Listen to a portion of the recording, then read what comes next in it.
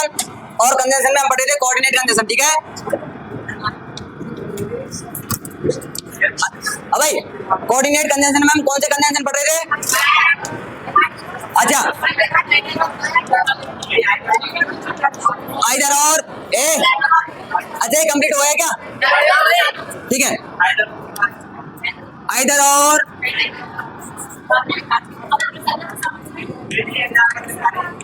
ठीक है भैया, दोबारा लिखना पड़ेगा वो तो। नॉट ओनली, और इसके अलावा बोथ एंड, है ना। तो देखो भाई, मैंने आपको कल कहा था कि आइदर और, neither nor, not only but also और बोथ एंड से समान यानी इक्वल रैंक के पार्ट्स ऑफ स्पीच जोड़े जाते हैं। इक्वल रैंक के क्या जोड़े जाते हैं? पार्ट्स ऑफ स्पीच, यानी कि नाउन से नाउन जोड़ना पड़ेगा आपको, प्रोनाउन से प्रोनाउन, वर्ब से वर्ब, एडजेक्टिव से एडजेक्टिव, ठीक है, और एडवर्ब से। अच्छा, इसके बाद मैंने कहा था कि आइदर और, neither nor, not only but also के बाद यदि हमको कोई वर्ब लगानी पड़े, क्या लगानी पड़े, यानी हेल्पिंग वर्ब या फिर मेन वर्ब लगानी पड़े, तो वो किसके अनुसार आएगी? सेकंड सब्जेक्ट के अनुसार। किसके अनुसार आएगी भैया? ठीक है। बोथ एंड के बाद हमेशा कौन सी वर्ब आती है? प्लूरल वर्ब आती है। ये कल मैंने यहाँ तक आपको पढ़ा दिया था शायद, है ना। अच्छा, अब बात करेंगे एक दो एग्जांपल की, कि नॉट ओनली, हाँ जी, not only she but also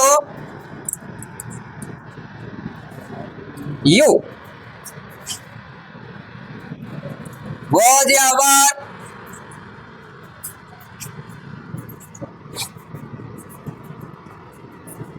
taking the class। तो भैया क्या आएगा इसमें, क्या गलती है, आप छाट के बताओ।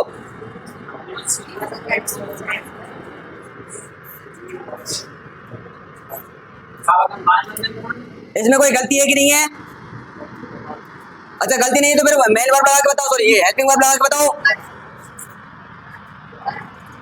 अरे नॉट ओनली बट आल्सो के बाद हमको कोई हेल्पिंग वर्ब लगानी पड़े तो सेकंड सब्जेक्ट के अनुसार, यानी कि, और यू क्या रहता है?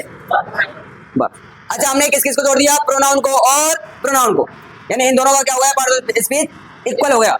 इधर भी प्रोनाउन है और इधर भी, ठीक है। अच्छा, इसके बाद मैं एक और एग्जांपल लिख रहा हूं कि both she and you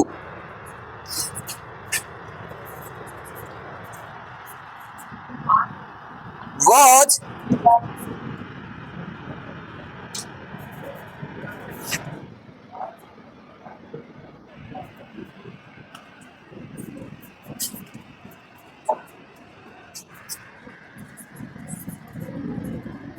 taking the class।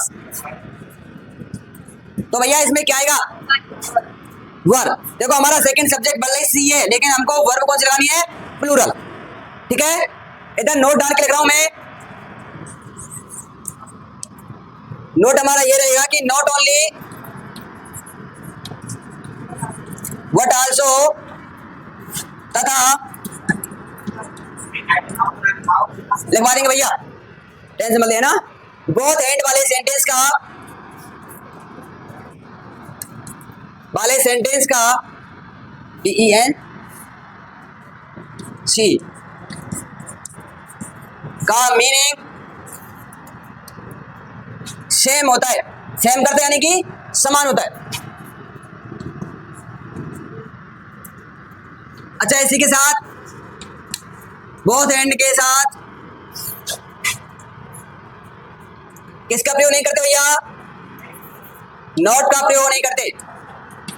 Not का प्रयोग यानी बोथ एंड वाले सेंटेंस में नॉट नहीं आएगा। उतारो यहां तक। उसके बाद मैं आइदर और नाइदर नॉर वाले का एग्जांपल लिख रहा हूं।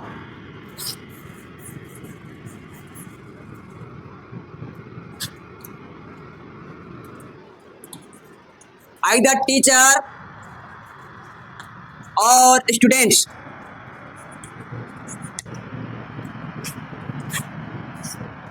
Area are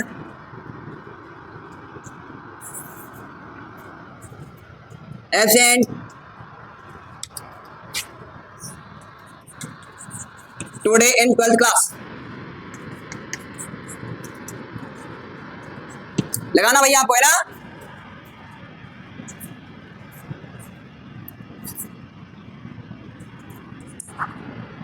neither singing nor dancing is या are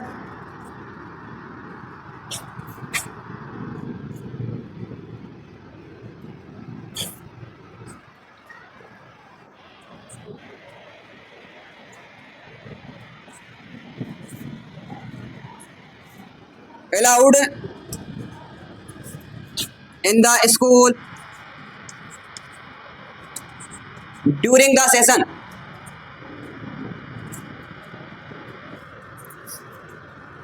भैया दोनों एग्जांपल को उतारो और दोनों एग्जांपल्स को उतार के दोनों में वर्ब लगाओ।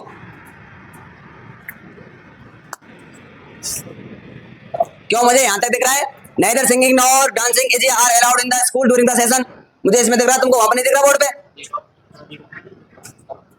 समझ में नहीं आ रहा? कौन सा करो भैया? ठीक है भैया हम समझा देंगे, टेंशन क्यों ले रहा है?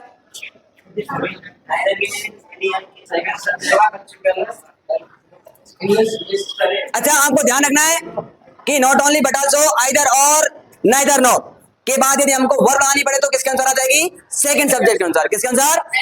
लेकिन आपको ध्यान रखना है हमेशा यूनिवर्सल है कि बोथ एंड के बाद हमेशा प्लूरल ही आएगी। मैंने आपको 10वीं में बहुत बार पढ़ाया था ये, कम से कम 20-30 उदाहरण दिए होंगे इससे। भैया मिटा दूं? अरे मिटा दूं क्या? समझ में आया कुछ? अरे ये तो तुम्हारे पढ़े पढ़ाए ही पहले के, ये तो समझ में आना चाहिए। देखो भाई एक और एग्जांपल है as well as soon as with together with along with in addition to followed by. इनसे यदि दो सब्जेक्ट जुड़ते हैं तो किसके अनुसार आ जाएगा? वर्ब पहले कर्ता के अनुसार। नहीं पढ़ा तुमने? इन्होंने तो पढ़ाया, देखो इन्होंने ये पीछे बैठी है सब। हाँ भाई हमने इसमें पढ़ लिया कौन कौन से?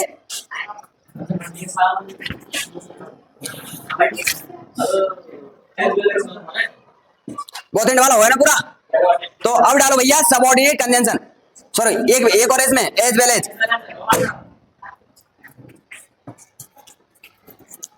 डालो भाई, एज वेल एज अच्छा जैसे या फिर जैसे के, इसका अर्थ होता है जैसे या फिर जैसे ही, जैसे के जैसे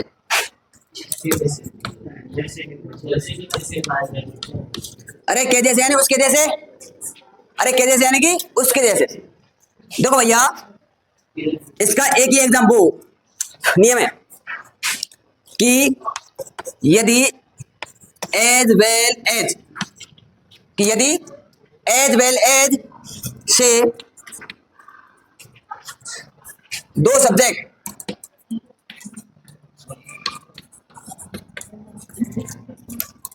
जुड़ते हैं तो वर्ब पहले कर्ता के अनुसार, तो वर्ब पहले कर्ता के अनुसार आएगी। किसके अनुसार आएगी भैया? पहले कर्ता के अनुसार। जैसे कि Shalini as well as, Shalini के जैसी प्रीति, शालिनी के जैसी हाँ मालिनी जो भी है प्रीति इज और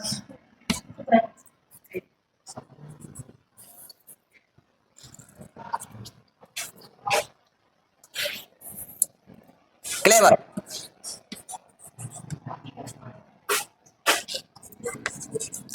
You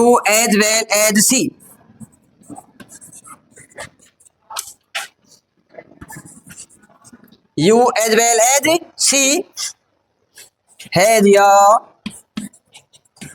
have a car.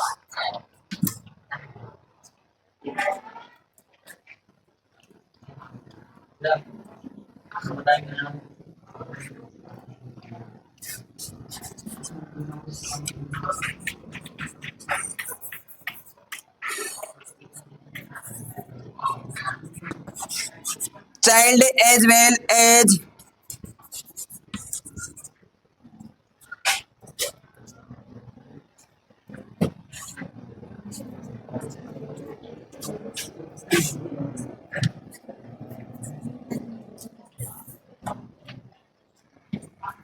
Elder, Elder नहीं भैया, इनको बोलेंगे ओल्ड, ओल्डर, ठीक है, यानी बुजुर्ग।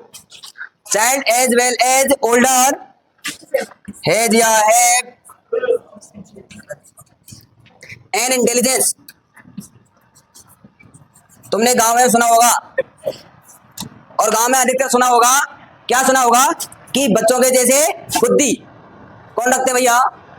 बड़े बूढ़े। कौन रखे? इसकी तो बच्चा बुद्धि हुई है, बोलते ना गांव में। तो मैंने कहा कि एज वेल एज जिसका होता है जैसे या फिर के जैसे, ठीक है। जैसे कि यदि एज वेल एज से दो सब्जेक्ट जोड़े जाते हैं तो वर्ब किसके अनुसार आएगी भैया? पहले कर्ता के अनुसार। किसके अनुसार? पहले कर्ता के अनुसार वर्ब लगा देंगे। तो हमारा पहला एग्जांपल है कि Shalini as well as Preeti is are clever. कहा कि भैया क्योंकि हमको जो वर्ब लगानी है वो किसके अनुसार लगानी है? पहले कर्ता के अनुसार, यानी कि शालिनी के अनुसार। तो इसमें क्या लगा देंगे? इज। क्या चाहिए भैया यहाँ पे? अच्छा, यू एज वेल एज सी, यानी तुम्हारे जैसी वह है या है एक आर। तो यहाँ पे क्या जाएगी? यानी उसके जैसे तुम भी क्या रखते हो? कार रखते हो, ठीक है।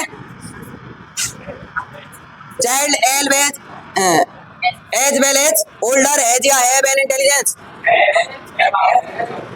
हाँ भाई, एक सेकेंड। अच्छा, ये चाइल्ड सिंगुलर है फिर प्लूरल है? एक सेकेंड। अब भाई सुनो, अब भाई लड़कियां बताएंगी, लड़कियां सिंगुलर है फिर प्लूरल? पक्का? कहाँ पे पढ़ा? हाँ भाई, पीछे से बताओ, सिंगुलर फिर प्लूरल है? पक्की बात ना? बड़ो खाऊं फिर कोई ने बताओ? हाँ, पढ़ाया जाए तो सिंगुलर ही है, ठीक है। और सिंगुलर के साथ क्या लगा देंगे? ठीक है भैया। अच्छा, चाइल्ड का प्लूरल क्या होता है जानते हो क्या? चिल्ड्रन। क्या होता है? अच्छा, बेबी का बताओ, बेबी का।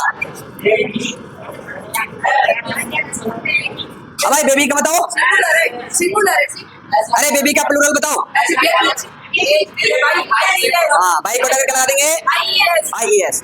अच्छा, बेबी ही होता है फिर सी होता है? अच्छा, इस बेबी का वो बताओ मुझे, क्या बोलते हैं? पर्सन बताओ, पर्सन। हाँ भाई बताओ। अरे बच्चा ही या फिर सी? एक सेकेंड, मैं आपको एक एग्जांपल दे रहा हूँ।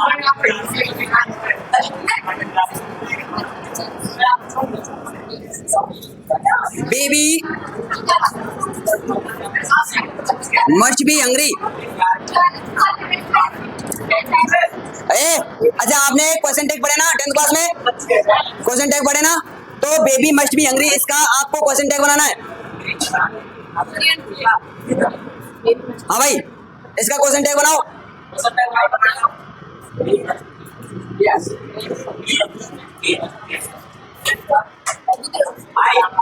I must.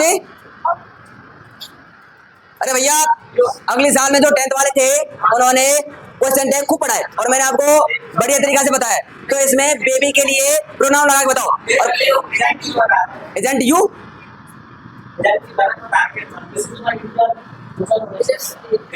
क्या बनेगा बता सपना?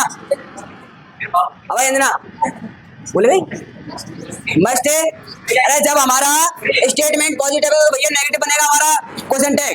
तो must not, baby must be hungry, यानी बच्चा भूखा हो सकता है।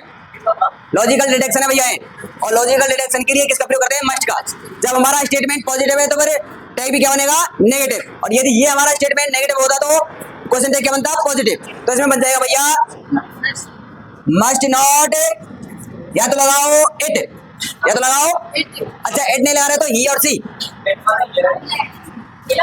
भैया बेबी के लिए प्रोनाउन हमेशा इट आता है, ध्यान रखना। बेबी के लिए प्रोनाउन क्या आता है? और इट इसलिए आता है क्योंकि बेबी होता है ना, बेबी हो सकता है वो लड़की भी हो और हो सकता है वो लड़का भी, ठीक है, ध्यान रखना। हाँ, अच्छा बच्चे के लिए भैया मिटा दो उसको। एज वेल एज में कोई दिक्कत है क्या? अच्छा, इसी के साथ साथ और भी भैया क्लब में as well as with together with along with in addition to besides followed by इनके साथ भी यदि हम दो सब्जेक्ट जोड़ते हैं तो जो हमारी वर्ब आएगी वो किसके अनुसार आएगी, पहले कर्ता के अनुसार। ठीक है, आपके इसमें एज वेल एज दे रखा है भैया, मिटा दूं क्या? ठीक है,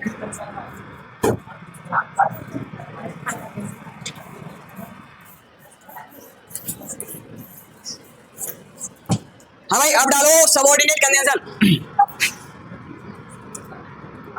सबऑर्डिनेट, हाँ भाई हमने कोऑर्डिनेट कंजंक्शन तो पढ़ लिए, ठीक है, अब बात करेंगे सबऑर्डिनेट कंजंक्शन की।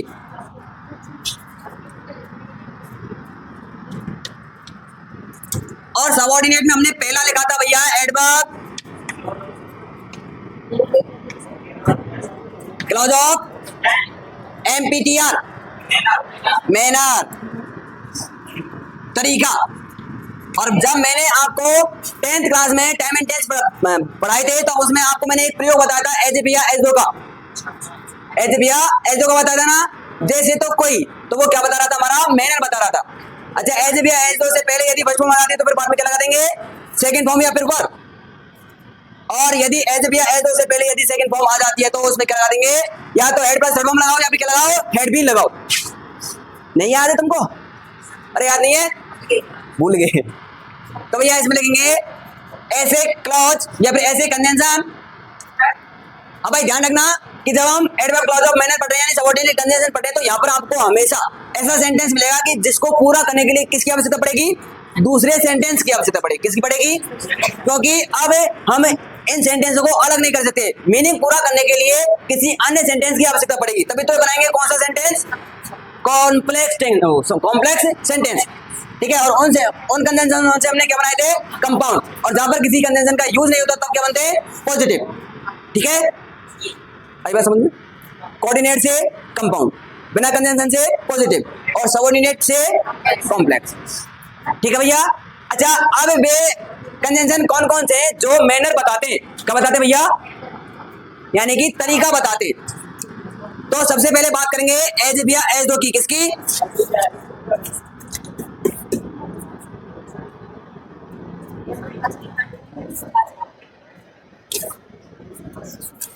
अरे तुमने तो ये बहुत कम कर रखा है?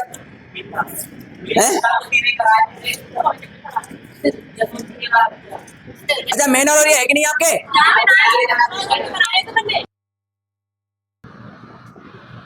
उतार लिया?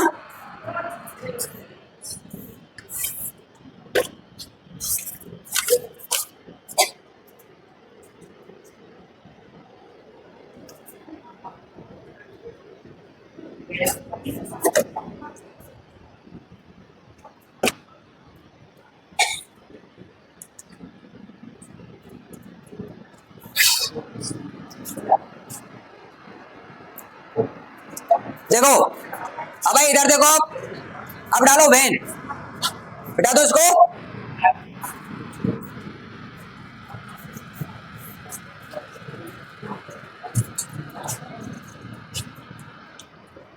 अब भाई वैन का अर्थ होता है जब, क्या होता है, और ये क्या बताता भैया, एग्जैक्ट टाइम, क्या बताता है, यानी कि एग्जैक्ट टाइम। अच्छा, एग्जैक्ट टाइम को भैया और भी बोला जाता है पॉइंट ऑफ टाइम, क्या बोलते हैं इसको। हाँ भाई, अब मैं आपको वेन का प्रयोग करना सिखा रहा हूँ। वेन का प्रयोग कहाँ कहाँ पर होता है अंग्रेजी में, ठीक है। इसके लिए मैं आपको 2 या 3 स्टेप से लिख रहा हूँ। देखो वेन से पहले मिलेगा आपको हेड प्लस थर्ड फॉर्म, क्या मिलेगा, हेड प्लस, और वेन के बाद मिलेगा आपको सेकंड फॉर्म, ठीक है। अरे इधर देखो कि वेन से पहले मिलेगा आपको हेड प्लस थर्ड फॉर्म और वेन के बाद मिलेगा सेकंड फॉर्म, ठीक है। अच्छा, इसके अलावा और भी है भैया वेन का यूज, कि वेन के बाद मिलेगा आपको सेकंड फॉर्म और वेन से पहले मिलेगा वॉज वर्ब प्लस आईएनजी वाली फॉर्म, वॉज वर्ब प्लस, यही बात समझ में आएगी, रुक जाओ, है ना। अच्छा, ये स्ट्रक्चर इधर भी हो सकता है, यानी वेन से पहले आपको इधर भी मिल सकता है और ये वाला स्ट्रक्चर इधर भी मिल सकता है, ठीक है। अच्छा, टेंस बताओ। भैया पास्ट इंडेफिनिट प्लस परफेक्ट, ठीक है। पास्ट इंडेफिनिट प्लस यानी पास्ट इंडेफिनिट तो इधर मिलेगा और परफेक्ट आगे मिलेगा, या फिर आपको आगे मिल सकता है पीछे मिल सकता है। जब व्हेन आएगा क्या हुआ, अरे एग्जांपल दूंगा ना तब पता चलेगा आपको, है ना। पहले नहीं करवाए, पहले डायरेक्ट लिखवा दिया थे, है ना। अरे अब भी आ जाएगा पास्ट कॉन्टिन्यूअस प्लस इंडेफिनिट। देखो मैं आपको एग्जांपल दे देता हूं, है ना, तब समझ में आएगा। एक नोट डाल के लिखेंगे कि व्हेन तथा बिफोर दोनों एक ही होते हैं।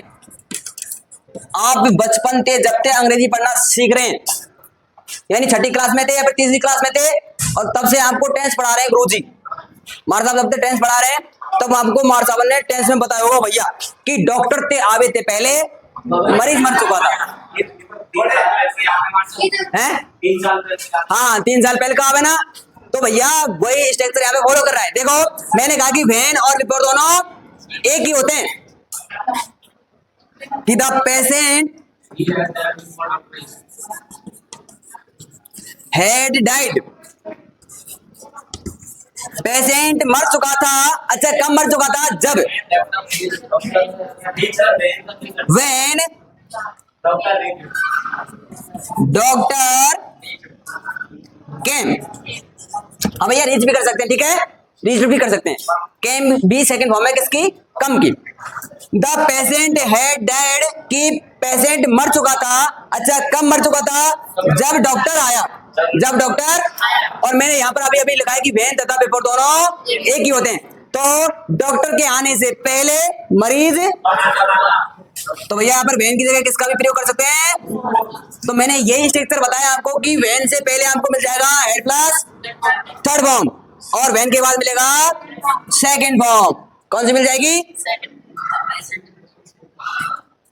प्रेजेंट में टी उड़ गई का कोई बात नहीं है ना। द पेशेंट हैड डाइड कि पेशेंट मर चुका था। अच्छा कब मर चुका था, जब हमारा डॉक्टर आया, है ना। तो देखो इस सेंटेंस को पूरा करने के लिए हमको किसकी आवश्यकता पड़ रही है, दूसरे सेंटेंस की आवश्यकता पड़ रही है। तो इसी को कह देंगे क्लॉज। क्या कह देंगे भैया, क्लॉज। और क्लॉज कौन सा, जो हमको क्या बता रहा है, टाइम। क्या बता रहा है, तो इसीलिए इसको बोला जाएगा एडवर्ब क्लॉज ऑफ टाइम। और कौन सा टाइम, एग्जैक्ट टाइम वाला, ठीक है। अरे कौन सा टाइम भैया, एग्जैक्ट टाइम क्या बताता है, व्हेन। क्या बताता है, ठीक है। तो द पेशेंट है डैड की पेशेंट मर चुका था। अच्छा कब मर चुका था, जब डॉक्टर आया, और डॉक्टर के आने से पहले मरीज मर चुका था। व्हेन और बिफोर दोनों एक ही होते हैं, कभी कंफ्यूजन मत होना। आपको बिफोर की जगह व्हेन का प्रयोग दिया गया है, तो वहां पर व्हेन ही आएगा, है ना। और आपको व्हेन और बिफोर दोनों दिए गए हैं, तो दोनों आ सकते हैं। आगे बात समझ में। अच्छा दूसरा स्ट्रक्चर लिखा मैंने कि वॉज वर प्लस आईएनजी आएगी व्हेन से पहले, और उसके बाद क्या आएगा, सेकंड फॉर्म, यानी सब्जेक्ट प्लस सेकंड फॉर्म। तो देखो कि व्हेन आई रीच्ड देयर, जब मैं वहां पहुंचा, जब मैं वहां पहुंचा। The patient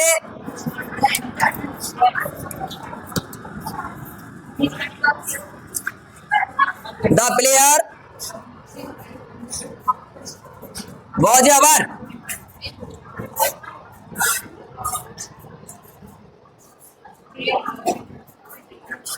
playing football. अब भाई आई बात समझ में। अरे मैंने इस वाले सेंटेंस को कॉमा लगा के आगे लिख दिया है, और कुछ नहीं है। कि व्हेन आई रीच दिया, जब मैं वहां पर पहुंचा। The player was playing football, तो प्लेयर क्या कर रहे थे, फुटबॉल खेल रहे थे। तो व्हेन से पहले क्या आएगा, वाज पर प्लस आईएनजी, और व्हेन के बाद सब्जेक्ट प्लस सेकंड फॉर्म। अच्छा इसी सेंटेंस को दूसरे तरीके से लिख सकते हैं भैया। The player was playing football when I reached there. तो भैया मैंने ये इस लेक्चर बताया आपको कि वैन से पहले या तो मिलेगी हेड प्लस हेड फॉर्म और यहाँ पे मिलेगा वॉइसलर प्लस आईएनजी, और दोनों के बाद क्या मिलेगा आपको सेकंड फॉर्म, क्या मिलेगी सेकंड फॉर्म, ठीक है। और वैन और बिफोर दोनों क्या होते हैं, एक ही होते हैं। आगे बात समझ में। तो the player was playing football when I reach there, कि जब मैं वहां पहुंचा तो जो प्लेयर थे वो क्या कर रहे थे भैया, फुटबॉल खेल रहे थे, ठीक है। इससे आगे कल पढ़ेंगे। अरे वैन ये कॉमा लगा के मैंने आगे लिख दिया सेंटेंस, बस कुछ नहीं है। कॉमा लिख के दूसरा सेंटेंस लिख सकते हैं। अरे इस क्लॉज को हमने आगे लिख दिया बस, अरे इस क्लॉज को क्या कर दिया, आगे लिख दिया, और कुछ नहीं है। सेंटेंस ये हमारा दूसरा, ये रहा देखो, ये रहा इधर, ये वाला सेंटेंस है ना, ये इसी का दूसरा रूप है। अरे इस वैन को, वैन वाले क्लॉज को आगे लेके आएंगे ना, तो हम यहाँ पर क्या लगा देंगे, कॉमा, बस ये अंतर है।